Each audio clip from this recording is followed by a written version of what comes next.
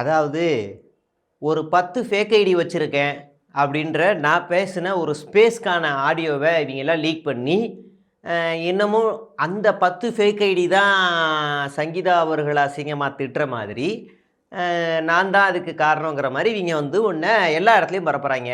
Open சேலஞ்சாக ஒன்று சொல்கிறேன்டா, open சேலஞ்சாக ஒன்று சொல்கிறேன். எந்தெந்த ஐடியெல்லாம் சங்கீதா அவர்களை திட்டுறாங்க அப்படின்னு மார்க் பண்ணு. அந்த ஐடி எல்லாமே சேகுவாரா ஐடி தான் அப்படின்னு போட்டு சைபர் கிரைம் கம்ப்ளைண்ட் கொடு. சிம்பிளாக சொல்கிறேன், சைபர் கிரைம் கம்ப்ளைண்ட் கொடு. எவனாவது அப்படி சொல்லுவானா? தைரியம் திராணி உண்மையிலே நீ விஜய் ரசிகராக இருந்தால், உண்மையிலே பெரிய புளுத்தியாக இருந்தால் அந்த ஐடியெல்லாம் மார்க் பண்ணி இந்த ஐடி எல்லாமே இப்படி ஆபாசமாக நடந்து கொண்டு இருக்கின்றது, இந்த ஐடிகள் எல்லாமே இப்படி வந்து நெகட்டிவாக போர்ட்ரேட் பண்ணுது, எங்கள் கட்சிக்கு இது பண்ணுது, இது எல்லாமே சேகுவாரா அதோட ஐடி தான் அப்படின்னு கொடு. ரொம்ப சிம்பிள். சைபர் கிரைம் கூடுவாங்க, என் ஃபோனை வாங்குவாங்க, ரிவைஸ் பண்ணுவாங்க, அதிலே கண்டுபிடிச்சிடலாம். சிம்பிள். அதே நேரத்தில் ஒரு 3 ஐடி வச்சுருக்கேன், யாருக்கும் மெசேஜே பண்ணலை, சும்மா கிரியேட் பண்ணதில் ஒருத்தன் வந்து பேசுகிறான், கூடு விட்டு கூடு பாயலாமான்னு கேட்குறான். ரொம்ப ஜென்யூனான டாக்கு தான், அதுலேயே கூடு விட்டு கூடு பாயலாமான்னு கேட்குறான். ஆடா பாவி, இவ்வளவு காம கொடுறானாடா நீன்னு பார்த்துட்டேன். இன்னொருத்தன் ராஷ்மிகா ஃபோட்டோவையும் இந்த விஜய் தேவர்கொண்டா ஃபோட்டோவும் அனுப்பி அது மேலே ஒரு டெக்ஸ்ட்டு டிவிகே பாய் டிவிகே கேர்ள் அப்படின்னு அனுப்பி அந்த ஃபோட்டோவை எனக்கு அனுப்புகிறாப்புல. பார்த்தியா, இதுதான் நம்ம அப்படின்றான்.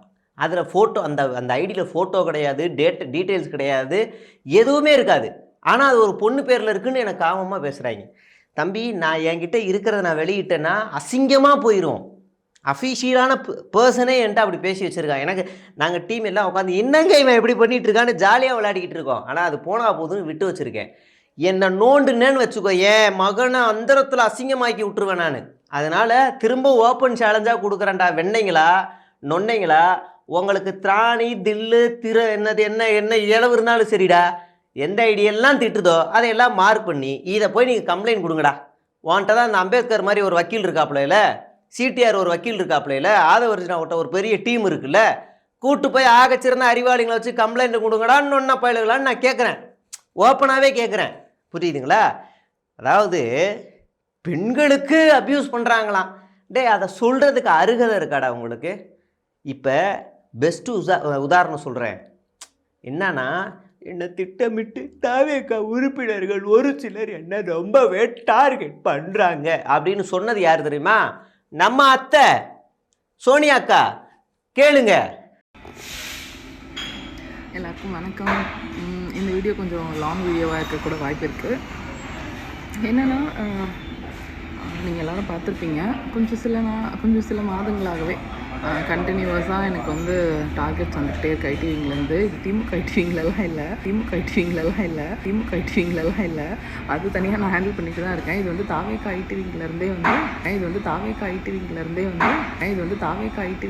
வந்து ஒரு குறிப்பிட்ட கும்பல் கண்டினியூவஸாக என்னை பற்றின விஷயங்கள் வந்து அவதூறு பரப்புறது, கும்பல் கூடி வந்து டார்கெட் பண்ணுறது அப்படின்றது நடந்துக்கிட்டே இருக்குது. இது வந்து எனக்கு 2 இயர்ஸ்க்கு முன்னாடி டிவிக்கு ஐடிவிங் அப்படியே ஃபார்ம் ஆகி வரும்போது முதல்ல என்னை அந்த குரூப்பில் ஆட் பண்ண ஒரே விமன் நான் தான் ஃபஸ்ட்டு ஒரு விமன் அதில் இருந்தது. கேட்டிங்களா? அதில் பாதி புருடா பாதி பொய். இவங்க டீமை வந்து வச்சுக்கிட்டு, இவங்க ஒரு டீமை வந்து அந்த சோனியா வந்து ஒன்று வச்சுக்கிட்டு அவங்கள அப்யூஸ் பண்ணுறது, அவங்க ஒரு டீமை வச்சுக்கிட்டு சோனியாவை அப்யூஸ் பண்ணுறது. உன்னை யாரும் அப்யூஸ் பண்ணா? சொந்த கட்சியாலே அப்யூஸ் பண்ணியிருக்கான். அதுக்கு இவங்க வீடியோவும் போடுறாங்க. அதில் அவங்க சொல்கிறாங்க, சங்கீதான்ற ஒரு பெண்மணி என்னை வந்து கேவலமாக நடத்துகிறாங்க, போகிற இடத்துல அசிங்கப்படுத்துகிறாங்கன்னு இவங்க ஓப்பனாக வாக்குமூலம் கொடுக்குறாங்க. டேய், அப்போ சங்கீதா ஐடி என்னோட ஐடியாடா? பிச்சைக்கார பயல்களா, ஏண்டா பொறுக்கி நாயங்களா? அந்த ஐடி அர்த்தம் சொல்லுதுரா, சோனியாருன்னு சொல்கிறாங்கடா. இப்போ அந்த அக்கா ஒரு ஐடி ஒரு ஸ்பேஸ் கிரியேட் பண்ணி இவங்கள திட்டுவாங்க. அதில் இவங்க ஒரு புருடா விட்டாங்க பாருங்கடா, நெஞ்சா வலிச்சு போச்சு. சின்ன வயசுலேருந்து சோனியா அக்கா வந்து விஜய் ஃபேனா? அம்மா, எனக்கு ஒன்றும் புரியலை. அக்கா எங்கே இருந்தாங்க தெரியல. அக்கா பாஜகவில் இருந்தாங்க. அதுக்கு முன்னாடி பல சேனல்களில் வேலை பார்த்துக்கிட்டு பாஜகவில் இருந்துக்கிட்டு, அதுக்கப்புறம் ஜெயா டிவியில் வந்து ஜெயலலிதாவோட கன்னியாவே இருந்துக்கிட்டு, அப்புறம் நிர்மல் குமாரோட தயவை பிடிச்சிக்கிட்டு இப்போ தாவேகாவுக்கு வந்துட்டாங்க. விஜய் ஃபேனுன்னு புருடான்ற மாதிரி நமக்கு இருக்குது. இவங்களை பற்றின தனி எக்ஸ்க்ளூசிவாக நான் நாளைக்கு உங்களுக்கு சூப்பராக சொல்கிறேன். பல டீட்டெயில் வந்திருக்கு, அதை நான் உங்களுக்கு சொல்கிறேன். அடுத்து என்ன மாதிரி நிறைய பேர் பாதிக்கப்பட்டிருக்காங்க பெண்கள் தாவேகாவில். Open statement. அந்த கட்சிக்காக பாடுபடுற 24 மணி நேரத்தில் 24 ட்வீட்டை போடுற அந்த அக்கா சொல்கிறாங்க. அது மட்டுமா, ராஜ்மோகன் கிட்ட கொடுத்த இன்டர்வியூவில் இருந்து தான் நான் இவ்வளவு பிரச்சனைகளையும் ஃபேஸ் பண்ணுறேன் அப்படின்னு சொல்கிறாங்க. இதெல்லாம் ஓப்பன் ஸ்டேட்மெண்ட். அப்புறம் பார்ட்டியில் நான் என்ன எம்எல்ஏ ஆகணும்னு ஆசைப்பட்டேனா, இல்லை எம்பி ஆகணும்னு ஆசைப்பட்டேனா, இல்லை பொறுப்பு கேட்டேனா? கேட்டீங்க, பொறுப்பு கேட்டீங்க. ஐடிவிங்கில் பொறுப்பு கேட்டீங்க. அதனால தான் உங்களை ஓரங்கட்டி அடித்து உட்கார வச்சுட்டாப்புல ஜான ஆரோக்கியசாமி. இது நமக்கு கிடைச்ச தகவல். அதனால் சும்மா இந்த ஒரு சென்டிமெண்ட் சீனை வந்து உள்ளே போட்டுக்கிட்டு போயிட்டுருக்காங்க. அப்புறம் அஜிதாவுக்காக நான் பேசினேன், அது என்ன தப்பா? கேள்வி கேட்குறது தப்பா? அஜிதாவுக்காகலாம் இந்த அக்கா பேசவே கிடையாது. அஜிதாவே இவங்க ஓவராக டீஸ் பண்ணாங்க. காலையில் ஒரு ஸ்டேட்மெண்ட்டு, பி ஸ்ட்ராங்மா அஜிதா, போராடு சிங்கப்பெண்ணே அப்படின்னாங்க. மதியானம் திமுக கைக்கூலின்னு சொல்ல வேண்டியது தானே, எதுக்கு திமுகவிலேருந்து இங்கே வந்து ஸ்பை மாதிரி வரீங்கன்னு அபியூஸ் பண்ணாங்க. சாயங்காலம் டக்குன்னு அவங்களுக்கு பாசிட்டிவாக ஒரே நாளில் 3 வாட்டி மூட் ஸ்விங் ஆன ஆளுக்கா இவங்க தான். சரி, அடுத்து கம்மிங் டு நம்ம பாயிண்ட்டுக்கு வருவோம். இன்றைக்கி ஒரு 2 நாள் முன்னாடி, கரெக்டாக முந்தா நேற்றுன்னு நினைக்கிறேங்க, முந்தா நேற்று என்ன பண்ணாங்கன்னா, நாளையிலிருந்து மெயின் ஸ்ட்ரீம் மீடியாக்கள் நம் மீது மிகப்பெரிய அவதூறுகளை பரப்ப போகிறார்கள், அதை நாம் தடுக்க வேண்டும், அதற்கு நாம் ரியாக்ட் செய்ய வேண்டாம், அதற்குள் நாம் ஒரு கட்டுக்கோப்பாக ஒரு உணர்ச்சிகளை நாம் வந்து செய்ய வேண்டும், ஒரு பெரிய போரை தயார் செய்ய வேண்டும்னு எல்லா ஐடியும் ஒரே மாதிரி போட்டாங்க. என்ன லூசு பசங்க, என்ன இது அப்படின்னு. ஒரு இந்த ஐடியில் வேலை செய்கிறவங்களுக்கு வந்து திடீர்னு ஓவர் ப்ரெஷர் ஆயிடுச்சுன்னா, நிழலை பார்த்தா பாம்பு மாதிரி தெரியுது, நிழலை பார்த்தா டிராகன் மாதிரி தெரியுது, என்னை யாரோ ஃபாலோ பண்ணுறாங்க, என்னை யாரோ வந்து என்னை கொலை பண்ண போகிறாங்க, எனக்கு வந்து என்னை கொலை பண்ணுறதுக்காக பிஎம் ரேஞ்சில் என்னை யாரும் அமெரிக்காவிலேருந்து எனக்கு ஒரு தனிப்படை அமைச்சிருக்காங்கன்னு அப்படிலாம் புலம்ப ஆரம்பிப்பாங்க. ஐடியில் வேலை பார்த்தவங்க 2-3 கேசஸ் நான் பார்த்துருக்கேன். அப்படி இவங்களே எங்களுக்கு எதிராக சதி நடக்குது, எங்களை கஷ்டப்படுத்துகிறாங்க, அப்படி இப்படின்னு ஆட ஆரம்பித்தாங்க. என்ன இவங்க லூசு பசங்க பண்ணுறாங்க அப்படின்னு யோசிச்சா, இவங்களே ஒன்றை க்ரியேட் பண்ணிக்கிட்டு அப்புறம் இவங்களே எதிர்கொள்கிற மாதிரி ஒரு சீனை க்ரியேட் பண்ணிட்டாங்க. அதில் இந்த தமிழரசுன்ற ஐடி இப்போ சஸ்பெண்ட் பண்ணிட்டான். அவன் சன் நியூஸை சன்னி நியூஸ்ன்னு மாற்றிக்கிட்டான், ஐடியை சன்னி நியூஸ்ன்னு மாற்றிக்கிட்டான். அப்புறம் கொலைஞர் செய்திகள், அப்புறம் இன்னொன்று நியூஸ் 7 பதிலாக நியூஸ் 9ன்னு மாற்றிக்கிட்டாங்க. இப்படி இதுக்குள்ளேயே வந்து ஃபேக் நியூஸை பரப்புறது. என்னென்னா, திமுகவுடன் கூட்டணி வைத்தால் நான் தற்கொலை செய்து கொள்வேன் செல்வ பெருந்தகை அப்படின்னு இவங்களா போட்டுக்கிறது. திமுக கூட்டணியில் தேமுதிக நாங்கள் ஏன் சென்றோம் என்று தினம் தினம் மன வருத்தத்தில் இருக்கிறார் பிரேமலதா அப்படின்னு இவங்களா போட்டுக்கிறது. இப்படி செட் பண்ண ஆரம்பிச்சிட்டாங்க. அதில் ஒரு பொறுக்கி இருக்கான், பொம்பளை பொறுக்கி, ராம்குமார்னு. அவன் உண்மையை சொல்லாமல் ஜால்ரா அடித்த இந்த மாதிரி செருப்படி விழும்னு செய்தி நிறுவனங்களுக்கு உரைக்கும்படி வேலையை பார்த்துருக்காங்க பசங்க. நேம் இஸ் விர்ச்சுவல் வாரியர்ஸ்னு ஒத்துக்கிட்டான். இவன் தான் பண்ணான், நம்ம விர்ச்சுவல் வாரியர்ஸ் தான் பண்ணாங்கன்னு இந்த பொறுக்கி ஒத்துக்கிட்டான். சரிங்களா? அடுத்து, புதியதாக உருவான அனைத்து ஊடகங்களுக்கும் என்னுடைய வாழ்த்துக்கள் அப்படின்னா சன்னி நியூஸு, நியூஸ் 9, கொலைஞர் செய்திகள், இது எல்லாத்தையுமே அவன் வாழ்த்துக்கள்னு சொல்லியிருக்கான். யார்? இந்த இன்ஃபர்மேட்டிவ் டைரின்ற பொறுக்கி. பழைய ஊடகங்களுக்கு ஒரு செய்தி சொல்ல ஆசைப்படுகிறேன், நீங்கள் முதலில் திருந்துங்கள், நாங்கள் திருந்துகிறோம். இவங்க தான் டீசன்ட் பாலிடிக்ஸ் எப்படி மோசமாக்கியிருக்காங்கன்னு பாருங்கள். அடுத்து, ஊடகங்கள் நாங்கள் தான் உண்மையான ஊடகங்கள் என்று இன்று கதறி கொண்டிருப்பதை பார்க்க முடிகிறது இவனே போடுறான். என்னன்னா, இப்படி ஒரு செய்தி வந்துருச்சுங்க, ஒரு செல்வ பெருந்தகையோ இல்லை மாணிக் தாகூரோ இப்படி சொல்லிட்டாங்க அப்படின்னு செய்தி வந்துருச்சுன்னா அந்த நிறுவனம் வந்து ஃபேக்னு போடும்ல, அதெல்லாம் இவங்க கதறாங்கன்னு இவன் போடுறான். அடுத்து இந்த ஐடி பார்த்தீங்கன்னா, கொஞ்ச நாளைக்கு முன்னாடி ஒரு சேனல் மைம்ன்ற ஐடி சேனலுடைய ஒரு ரிப்போர்ட்டர் மாதிரி சுற்றிக்கிட்டு இருந்தான். இன்றைக்கி திடீர்னு ஆளை காணோம். பல ஐடிகள் மாட்டிக்கிச்சு. இப்போ இவங்கெல்லாம் மாட்ட போகிறாங்க. அடுத்து ஜேடி ட்ரோல ஐடியை முடிச்சு விட்டாச்சு. அது நான் தனியாக ஒரு கம்ப்ளைண்ட் கொடுத்துருந்தேன், அது 4-5 ஐடியா மார்க் பண்ணி கொடுத்துருந்தேன், அதை முடிச்சு விட்டாங்க. அடுத்ததாக வருவோம். இந்த பாண்டா, மெயின் பாண்டாவை தான் ஒரு நாள் புழக்கணும்னு நினச்சிக்கிட்டு இருந்தேன். பட் ஆனால் பாண்டா வந்து நமக்கு ரிப்ளை கொடுக்க மாட்டான். ஏன்னா அவன் பொம்பளைங்களுக்கு மட்டும்தான். முக்கியமாக திமுகவில் இருக்க பெண்கள், அதிமுகவில் இருக்க பெண்கள், தாவேகாவில் இருக்க பெண்களுக்கு மட்டும்தான் இவர் ரிப்ளை கொடுப்பாரு. நீங்கள் வேணால் ஐடியா பாருங்கள். காலையிலேருந்து அடிக்கிறாங்க. சின்மை ஆரம்பித்தாங்க, இவன் ஒரு பொம்பளை பொறுக்கி அப்படின்னு ஆரம்பிக்கிறாங்க, சின்மை சிங்கர் ஆரம்பிக்கிறாங்க. அப்புறம் இவனோட ஸ்க்ரீன்ஷாட்ஸ் எல்லாம் வண்டவாளம் தண்டவாளம் ஏறுது, போட்டு அடிக்கிறாங்க. பிளாக் பாந்தர்லேருந்து மெட்ராஸ் ஃபைன்லேருந்து எல்லாரும் அடிக்கிறாங்க. நான் கொண்டு போட்டு பொழக்கிறேன், ஏன்டா இதுதானாடா உன்னோட இது அப்படின்னு போட்டு போலன்னு பொழக்கிறான். நைட்டு வைஷ்ணவி போட்ட உடனே, மாமா உனக்கு தான் காத்துக்கிட்டு இருந்தேன், உன் மேலே நான் சைபர் கிரைம் கம்ப்ளைண்ட் கொடுப்பேன், சட்டப்படி நடவடிக்கை எடுப்போறேன்றான் பாண்டா. ஏன்டா அப்போ ஆம்பளைங்களுக்கு நீ பேச மாட்டியாடா பாண்டா அப்படின்னு கேட்க. அப்புறம் நித்யா கோவைன்னு ஒரு ஐடி, அவங்க பேசணுன்னா அவங்களுக்கு ரிப்ளை பண்ணுறான்.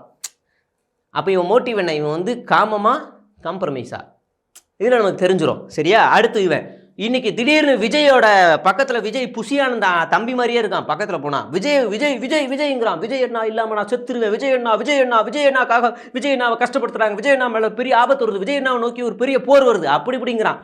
கரெக்டாக ஒரு 3 மாதத்துக்கு 4 மாதத்துக்கு முன்னாடி எடப்பாடி பழனிசாமி தான் அடுத்த முதலமைச்சர், எடப்பாடி பழனிசாமியை கண்டு டெல்லியை வேங்குகிறது, எடப்பாடி பழனிசாமி தான் ஒரு ஆகச்சிறந்த ஒரு உலகத்தை ஆளக்கூடிய ஒரு பெரிய, முக்கியமாக சொல்ல போனால் அந்த என்னது தோரோட நாடு இருக்குமே, அந்த நாட்டுக்கு இவர் தான் வந்து பெரிய அதிபதியாக இருக்க வேண்டியவர், அப்படி இப்படின்னு பேசிக்கிட்டு இருந்தான். ஆக என்ன எளிமை, எடப்பாடி பழனிசாமி வேட்டையை மடித்து கொண்டு இருக்கிறார், ஆக என்ன எளிமை, எடப்பாடி பழனிசாமி தீயை தரையில் நின்று குடித்து கொண்டு இருக்கிறார் அப்படின்னு போட்டுக்கிட்டு இருந்தவன் இன்னைக்கு டோட்டலாகவே விஜயா மாறிட்டான். டோட்டலாக விஜயா மாறிட்டான். மேபி அதிமுக காசு இல்லாமல் கழட்டி விட்டுருக்கோம். கடைசியாக கேள்விப்பட்ட ஒரு 10 பேருக்கு அதிமுக ஐடிவியும் காசை கட் பண்ணி விட்டுருச்சான். மெய்நிகர்ன்ற சேனலையும் மூடிருச்சான். அந்த லிஸ்ட்டில் இவன் வாங்கிட்டு இருந்தான் இவன். அப்போ இவன் காசு முடிச்சு விட்டாங்க இவ்வளோ இருக்கு. அதனால இப்போ வேற ஒரு இடத்துலேருந்து அமௌண்ட் வரவும் அங்கே பேசிக்கிட்டு இருக்கான். இவன் நல்ல ஒரு பொறுக்கி. எப்படின்னா, கொஞ்ச நாளைக்கு முன்னாடி எனக்கு தெரிஞ்சு மாமா வேலை பார்த்தது தாவேக்கா வந்து எனக்கு தெரிஞ்சு அதிமுகவோட கூட்டணி வைக்கணும், கூட்டணி வச்சாதான் கைஸ், அந்த மூவி ரிவ்யூ மாதிரியே பேசணும், கூட்டணி வச்சாதான் கைஸ் அவங்க வந்து ஜெயிப்பாங்க, அவன மாதிரி பேசினாங்க கரெக்டாக இருக்கும். எனக்கு தெரிஞ்சு தாவேக்கா வந்து பார்த்தீங்கன்னா கூட்டணி வைக்கணுங்க, கூட்டணி வச்சாதான் அவங்களால ஜெயிக்க முடியும், கூட்டணி வைக்கல இந்த கலை யதார்த்தத்தை அவங்க வந்து புரிஞ்சுக்கணுங்க. ஏன்னா இல்லைன்னா அவங்க கூட்டணி வச்சா ஒரு 70லேருந்து 80 சீட் வரைக்கும், கூட்டணி வைக்கலாம் ஒரு 10லேருந்து 15 சீட்டு தான் ஜெயிப்பாங்க. அதனால் அது வந்து முதல் அரசியலே உங்களுடைய எதிர்காலத்தை முடிச்சுக்காதீங்கன்னு பெருசாக ட்வீட் பண்ணான். அப்படியே அதே ட்வீட்டு ஷாலின் மரியா லாரன்ஸ் அவங்க, எனக்கு தெரிஞ்சு டிவிக்கே வந்து பார்த்தீங்கன்னா இவ்வளோ தான் ட்வீட் போட்டுரு, இவங்க வந்து கூட்டணி வைக்கணும், கூட்டணி நல்ல கூட்டணி வைக்கணும், இப்போதைக்கு நமக்கு எதிர்ப்பு திமுக எதிர்ப்பு தான், அப்போ திமுக எதிர்ப்பில் இருக்க ஆள் கூட போய் அப்போனா பாஜக கூட வாழ்றாங்க, பாஜக கூட நம்ம கூட்டணி வச்சாதான் அது வந்து சரியானதாக இருக்கும்னு நான் ஃபீல் பண்ணுறேன். பட் அவங்க என்ன ஃபீல் பண்ணுறாங்கன்னு எனக்கு தெரியல. இதே ஐடியா இன்னொருத்தன் போடுறான், இதே கான்ஸ்பிரசியே லைனாக போடுறான். நான் அதை வந்து குவாட் பண்ணி போட்டிருந்தேன், என்ன ஒரே மாதிரி பேசுகிறாங்க இவங்க எல்லாரும் அப்படின்னு போட்டிருந்தேன். இந்த மாதிரி நடக்குது. சரிங்களா?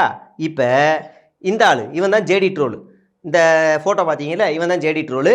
இந்த ஐடியை முடிச்சு விட்டாங்க.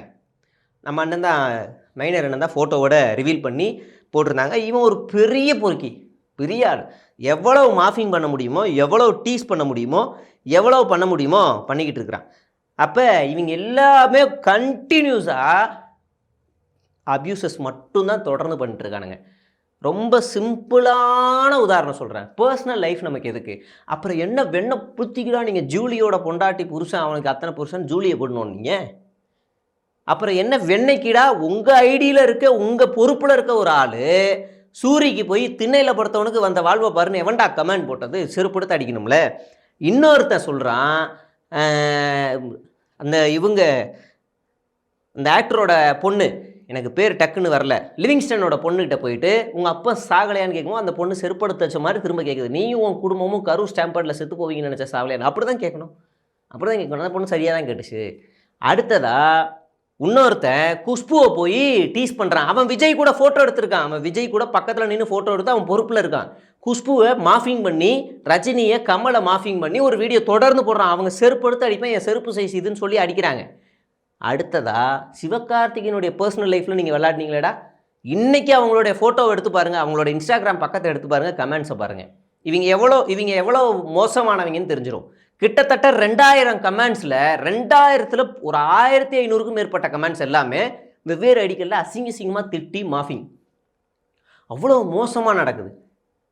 இவங்க வந்து நார்மலைஸ் பண்ணுறாங்க. இது வந்து அவங்க ஐடி, என்டிகேல சுனந்தா ஒரு ஸ்டேஜில் பேசுகிறாங்க, நீங்கள் ஃபேக் ஐடி க்ரியேட் பண்ணுங்கள், அவங்க தான் க்ரியேட் பண்ணியிருக்காங்க, நான் தான் க்ரியேட் பண்ணேன்னு. என்ன கம்ப்ளைண்ட் பண்ணு பொறுக்கி, நான் கம்ப்ளைண்ட் பண்ணு, உனக்கு தைரியம் இருந்தால் இன்றைக்கே போடா, நான் வரேன்டா ஸ்டேஷனுக்கு, நான் வரேன்டா. அதை விட்டுட்டு இவனுங்க பண்ணுற அட்டூழியம் பொறுக்கித்தனம் எதையுமே இவங்களால் கண்ட்ரோல் பண்ண முடியல. எங்கெங்கேயோ வீட்டுக்குள்ளே நைட்டெல்லாம் கேம் விளையாடிக்கிட்டு காலையில் எந்திரிச்ச உடனே எதையாவது பார்த்துட்டு மேயுறது, அசிங்கமாக திட்டிட்டு திரும்ப நைட்டு போய் கேம் விளாட்றது. இவங்க பொழப்பே இதுதான். இல்லைனா ஸ்கூலுக்கு போயிட்டு சாயங்காலம் வந்து திட்டுறாங்க. இவங்க யார் திட்டுறாங்கன்னு தாவேக்கா தலைமைக்கே தெரில. கட்டுப்படுத்தவே வக்கு இல்லாத ஒரு கேவலமான ஒரு கூட்டமாக தான் இவங்க வளர்ந்து கிடக்குறாங்க. இவங்க ஆட்சி அதிகாரத்துக்கெலாம் வந்துட்டால் என்ன நிலைமை இருக்குன்னு பாருங்கள், என்ன நிலைமை இருக்குன்னு பாருங்கள். ஒன்றும் ஜுமான்ஜின்னு ஒரு படம் வந்துச்சு, அதில் திடீர்னு ஒரு தாயத்தை மாற்றி போட்டோடனே ஊர் முழுக்க குரங்குகள் வந்துரும்னு ஒரு ஒரு ஒரு வந்துடும். ஒரு தாயத்துக்கும் ஒரு டாஸ்க் வரும். அதில் ஒரு தாயத்தை விட்டோடனே ஊர் முழுக்க குரங்கு வந்துடும். அந்த குரங்கு என்ன பண்ணும், ஷாப்பிங் மால்குள்ளே போய் ஏறி சூறையாடும், ஆஃபீஸ்குள்ளே சூறையாடும், போலீஸ் வேன் எடுத்துகிட்டு ஓட்டும், ரோடெல்லாம் அடித்து நொறுக்கும், யார் யார் வீட்டுக்குள்ளேயே ஓடும். அந்த மாதிரி இவங்க வந்துடுவாங்க ஆட்சிக்கு வந்தாங்கன்னா. அதுதான் நடக்கும். நாளைக்கு சோனியா அத்தையை பற்றி பெருசாக டீட்டெயில்டாக பேசுகிறேன். தொடர்ந்து பேசுவோம். நன்றி, வணக்கம்.